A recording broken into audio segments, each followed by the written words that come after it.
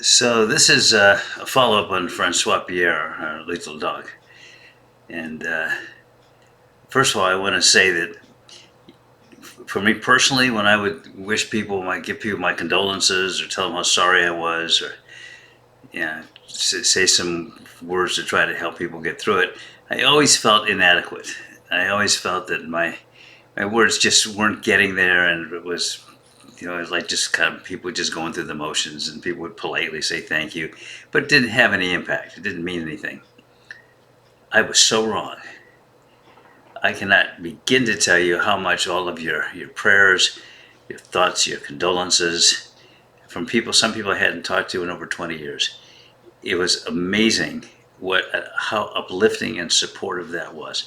So the next time you might think, well, I'm telling somebody I'm sorry, but yeah, it means a lot.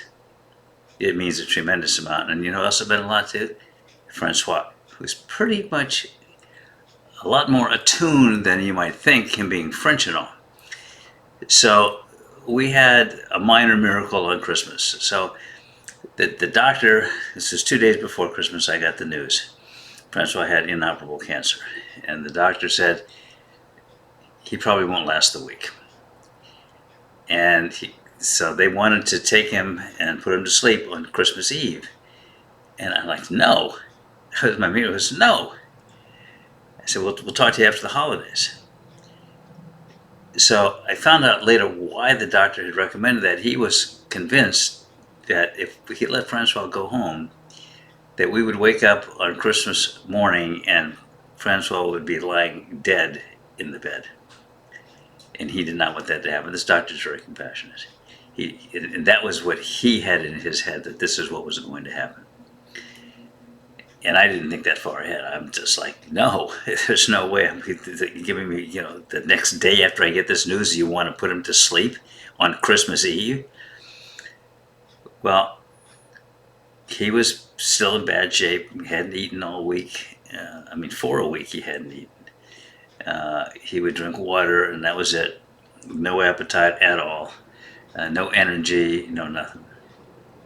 It's Christmas morning. I'm having this dream that I'm in a rainstorm, and water's hit me in the face, and I'm like, I woke up and I looked up, and it wasn't exactly a rainstorm.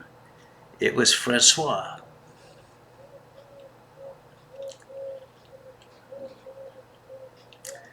He's telling me everything was going to be okay. And you know what? He recovered. He's back now. It's Christmas morning. He ran around the tree. He was doing zoomies all over the place. He was eating. He had his energy, and he still does. And it's been a while now. So I went to the doctor on the Monday following all of this, and following Christmas, and told him what happened. He looked at me and said, "I'm amazed." He said, "I did not expect him to last more than, frankly, a couple of days."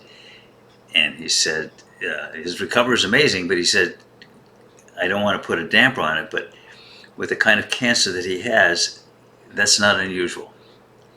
He said he'll have good days and then he'll have bad days. And he said eventually he's going to die from this. And he said he could live a year. Of course, I immediately took that to mean he's going to live at least a year. But he could live a year. And he said, just make him happy. Just do everything you can to make him happy. And if he gets to the point where he's relapsed and he's in a lot of pain, you bring him back and we'll put him to sleep. So far, so good. He's back to being his old cantankerous self, barks when he's hungry. He wants to go out, he barks. He doesn't have diarrhea anymore. He's like, if I didn't have that news from the ultrasound, I would think that it was just a digestive problem and he was fine. Because to look at him, that's how he looks. He's not. He's still going to go away.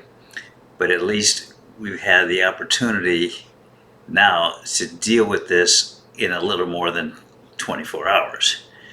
That news we got was a kick in the stomach. Well, I've got my kick in the stomach from a horse's hoof. And now I'm just doing what I can to make him happy, which is not always easy. He's not always, he's kind of spoiled.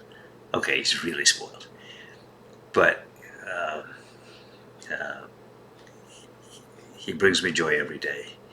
And thanks to all of you for helping us get through this this horrible time. So I got to say that Christmas present I got with the rain on my face is the best Christmas present I ever got. Well, except for the Schwinn bicycle I got when I was 7. Well, maybe it was even better than that because that damn bicycle, I kept falling off of the damn thing, and I finally just stopped even trying to ride it until I was 8. So maybe that wasn't that great of a present, Mom and Dad, even though I begged for it. But this was the greatest present I've ever received. It was a gift of pure love.